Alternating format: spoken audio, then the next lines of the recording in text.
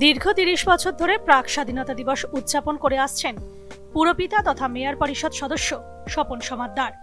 এই বছরটাও তার অন্যথা হলো না। এদিনের অনুষ্ঠান উপলক্ষে প্রধান অতিথি রূপে উপস্থিত ছিলেন নেতাজি সুভাষচন্দ্র বসুর পৌত্র সুগত বসু, আইএনটিটিউসির রাজ্য সভাপতি ঋতব্রত বন্দ্যোপাধ্যায় সহ বহু বিশিষ্টজনেরা।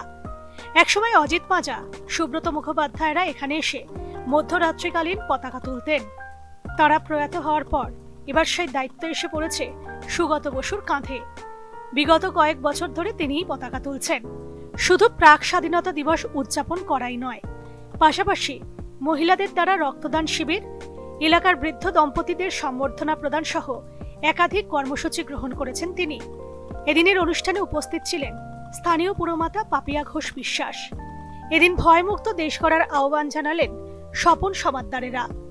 আমাদের এই বছর মধ্যরাতের স্বাধীনতা ৩০তম বছরে পদার্পণ করলো।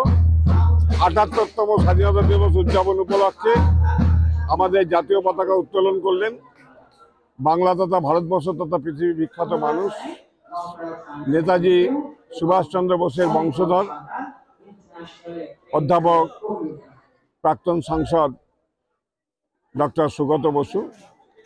উপস্থিত ছিলেন আমাদের রাজ্যের সভাপতি আইএনটিটিউসি ঋতব্রত বন্দ্যোপাধ্যায়, পাপিয়া ঘোষ বিশ্বাস পৌর প্রতিনিধি তত্ত্বাবধানে এবং এলাকার অগণিত মানুষের উপস্থিতিতে আজকের এই মধ্যরাতের স্বাধীনতা জাতীয় পতাকা উত্তোলন হলো।